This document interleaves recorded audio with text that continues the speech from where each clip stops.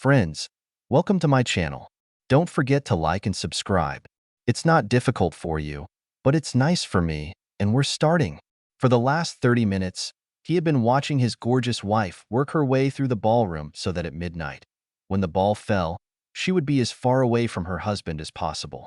Surrounded by rich, smug peers, she will be carried around like a plate with Olivier, kissed and caressed by all the managers where he worked, and with special tenderness by his rich, imbecile boss from birth. He knew this because the New Year's Eve party in his company had been like this for the past 2 years. In the first year, he put up with it, blaming everything on too much champagne. However, last year the bugle sounded too loud, and he started making preparations. When he felt a tug on his coat, he turned to face Deirdre, Josephine's best friend and accomplice. "Happy New Year, Mike," she exclaimed, reaching up to pull his head down for the annual pity kiss. He barely touched his lips to hers before pulling away and looking into her brown eyes.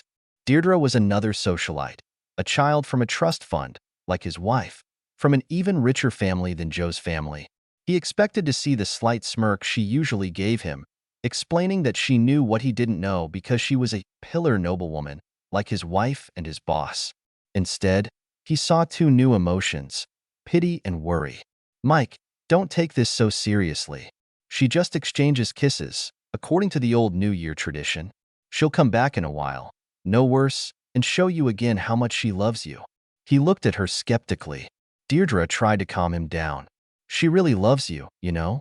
She's just very sociable, lively, and impulsive, and you're intelligent and silent. Sometimes she needs a chance to be with others more like her, but spending time with them only strengthens her love for you." "All right, Deirdre. Is that why she spent the entire Christmas party in her company under the mistletoe with her colleagues?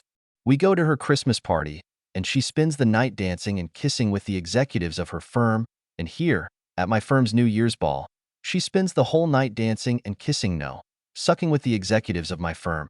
So kissing everyone at the party except me makes her appreciate me in a new way? An interesting concept.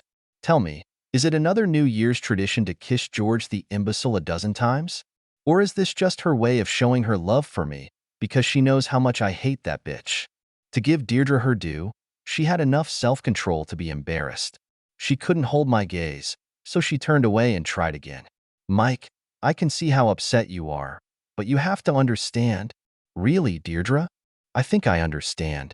For the first time in 5 years of our marriage, I think I really understand."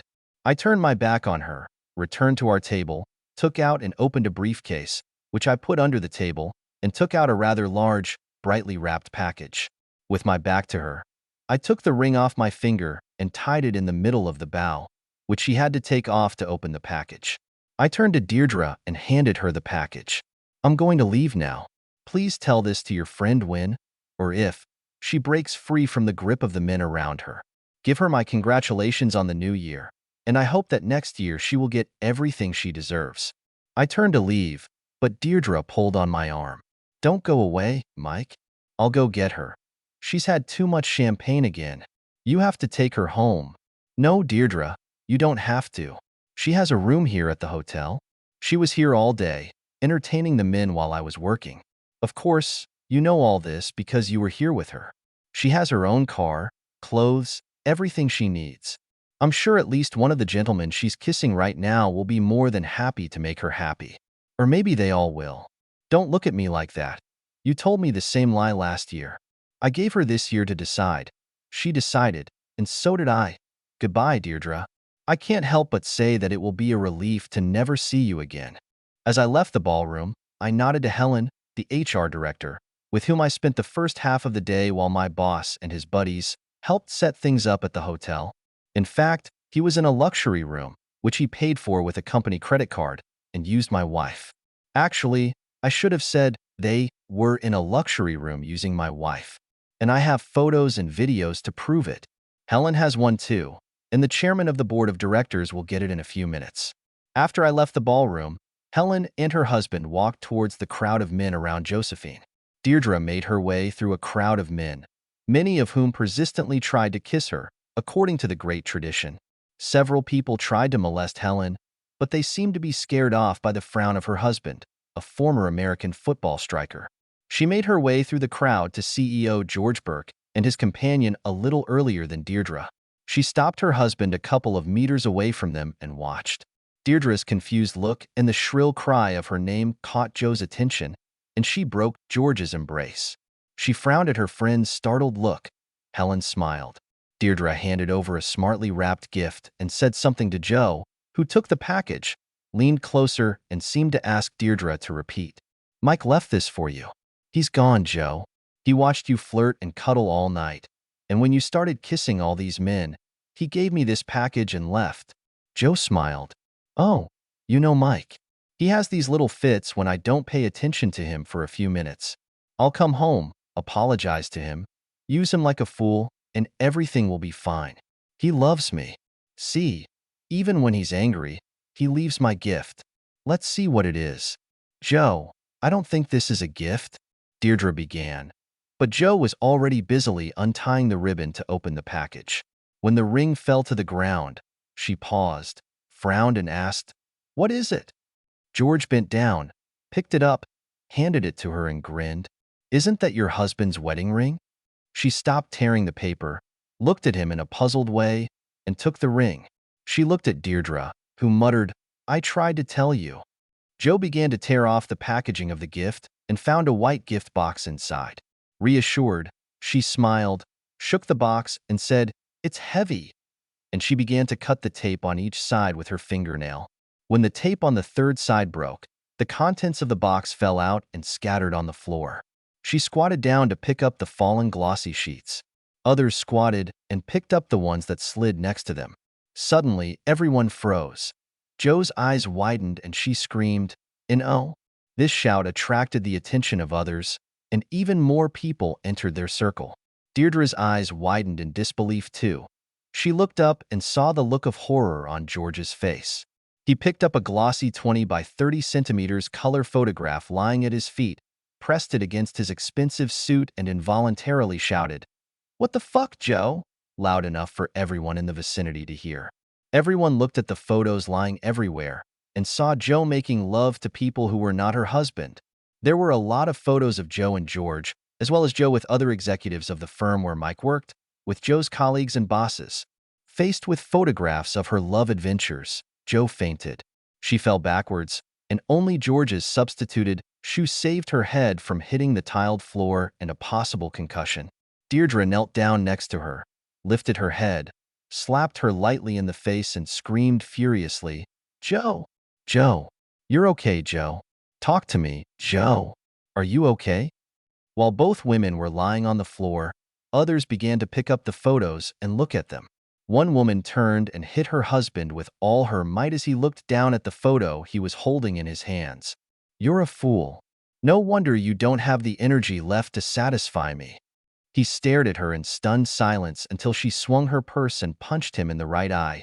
He clamped his eye shut, screamed in pain, and then collapsed to the floor when she kicked him with her pointy-toed shoe. The woman knelt down and began methodically sorting through the photographs on the floor. She paused, looked up, and said, "You fools who are married to the management of Taylor and Son might want to take some of these photos and check them out. There are photos of other cheating husbands here too. If you want to save money on a divorce lawyer, call me and I'll see if I can find us a group rate." 9 other women knelt down and began to look at the photos, and the men began to retreat. "There are also flash drives here," one of them announced loudly. "It is not known what is on them." "You stinking fool," a beautiful blonde shouted at a well-dressed elderly man. "Do you remember our marriage contract? You're bankrupt." "Baby, I'm sorry. It didn't mean anything. She pestered me all the time, and in the end I gave up, but it was only once, and she still wasn't as good as you, and—" "You lying fool," the blonde screamed, holding out 2 more photos. The blonde got up from the floor and went at him with murder in her eyes, waving photos and cursing at the top of her voice. He stepped back, then turned and ran away. Another woman was sobbing, clutching one hand to her chest and waving a photo in the other. Her husband, hiding his face in his hands, was also sobbing. The man took out a photo, holding it in front of a gorgeous woman standing in front of him, and said loudly, "So you're bi? You kept telling me that I would never get a threesome because you would never be with a woman." She blushed, turned, and ran away, staggering on her 10-centimeter heels. Another woman selected half a dozen photos from the pile and called out names as she walked to the center of the ballroom. The puzzled woman stopped her, took the photo, stared at it, and turned to her husband with a murderous expression on her face. He started to retreat, and she trotted towards him, waving the photo. This scene was repeated 5 more times, and each time the companions of the victims were punched in the ears and eyes. Joe had already woken up and was staring at what was happening around her with glazed eyes. A man in an expensive tuxedo knelt next to her. He asked, "Are you okay?" She looked at him curiously and nodded. He asked, "Who are you? Can I help you?" "I'm Josephine Lord," she replied gloomily, "but I don't think anyone can help me right now." "Are you Josephine Reynolds Lord?" he asked incredulously. She nodded and asked, "I am. And who are you?" The man handed her a stack of papers he was carrying with him, took a picture of her on his phone, and loudly declared, "I am a bailiff. You have already been served, Josephine Reynolds Lord." These documents, as well as the photos and videos attached to them, prove the fact of adultery, which is stated in Michael Morris Lord's divorce statement. He turned to the large group. "Ladies and gentlemen, if you haven't had time to view the photos, just order a copy of the divorce papers, which are public records available on the internet. It lists the names of all the people with whom Joe S.B. has made love over the past year, as well as where and when. For a nominal fee, I can provide a link to Joe S.B.'s website, which fully describes her exploits since January 1st last year. For an additional fee, I can provide digital copies of the participants' actions. You will find such evidence very useful in court. I'm looking forward to your call." He bowed deeply and walked away, leaving tears, fear, and panic in his wake. Hell will probably be waiting for him for this trick, but he was very, very well paid for it. Besides, it was New York, and his office was in New Jersey, where his family was very influential. Joe was still holding the divorce papers in her lap, leaning back in her friend's arms, her mouth open in disbelief. She looked at the faces gathered around her and saw hatred, pity, anger, and anxiety. The inevitable admiration, lust, and envy that she had known all her privileged life were completely absent, and the enormity of her loss and shame finally became apparent. She clung to Deirdre again and buried her face in her friend's chest, sobbing inconsolably. George Taylor ordered his henchmen to pick up those damn photos and burn them. Looking directly at Helen, he ordered, "I want a letter of reprimand to Mike Lord on my desk on Monday, and under it are the documents of dismissal." With a neutral expression, Helen stated, "I'm sorry, Mr. Taylor, but Mr. Lord resigned this afternoon. He gave 2 weeks' notice, used the vacation you signed last week, took all his supplies and materials, and left the building. I will not accept his resignation.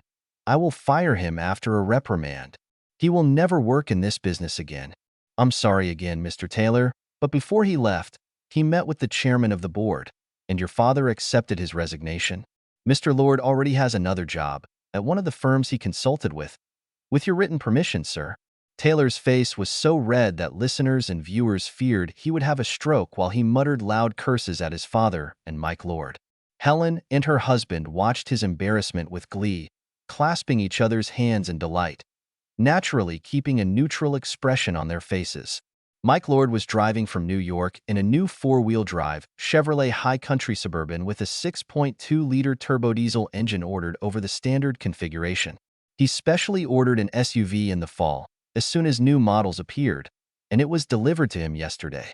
The Navigator reported that the journey to his new home in Austin, Texas, along the route he chose, would take 24 hours and 32 minutes. He knew it would actually take the better part of a week, because a country boy from Idaho was going to absorb the culture of the rural states he was going to drive through. When he got to Virginia, he intended to abandon the main highways, drive along the country roads that John Denver sang about, and visit the small towns in the Carolinas that Mary Chapin Carpenter sang about. He was going to try homemade jellies and jams sold in roadside shops and small local shops, and eat where the locals eat, away from highways and hurrying, bustling people and a lifestyle that he had come to hate. Their checking and savings accounts were separated, but only after he bought his SUV. Since she earned 10 times as much during their entire marriage, the $88,000 car did little to even the score, but he was happy to use at least some of her money to buy it. Under the terms he proposed, he would keep his investments and pension funds, and she would keep hers. He left her the penthouse and did not claim her trust fund if she accepted his generous terms and signed the divorce papers within 10 days. The radio was tuned to Sirius XM's best traditional country music station, the Roadhouse. Jo hated country music almost as much as she hated retro music, so the next station would be classic vinyl. He was his own boss now, not the ignorant cuckold she had been making him for at least 2 years. He took his life into his own hands when the New Year's ball fell last year, and spent the whole year gathering his thoughts. Perhaps Taylor and Son would survive his passing, but he doubted it very much.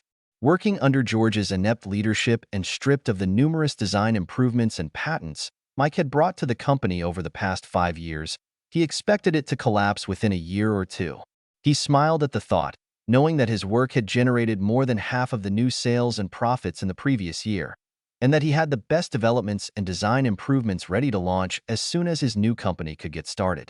Oh, his old boss, the current chairman of the board of directors and George's dad, Randolph Taylor, will most likely sell the business before it collapses, but George will be exposed to the public as the inept charlatan that he is before that happens. The thought of it made him smile. Tonight he made George and his own wife look like immoral and unscrupulous scum of society. Over the next year, he will expose George's ineptitude as a businessman when his new company crushes his old one like a bug that has just been smeared on the windshield. Thinking about it made him smile. He wouldn't mind being a bug on the wall, witnessing when Josephine's parents find out about his prank at the ball. Helen had already called him to tell him how wonderful everything had turned out. The fact that she had scattered the photos all over the ballroom was beyond his wildest dreams, even though he had deliberately made the box so that it would fall apart when the film was cut from 3 sides. Her parents looked down on him from the very beginning and were alarmed when their precious, perfect daughter decided to marry him. After all, he didn't even have an Ivy League education. The fact that an engineering degree from the Colorado School of Mines and a master's degree from the University of Michigan made him very popular in his field meant nothing. Better a liberal arts education at Brown than such a mediocre pedigree. He smiled, thinking about the destruction he had caused and what he would produce in the future.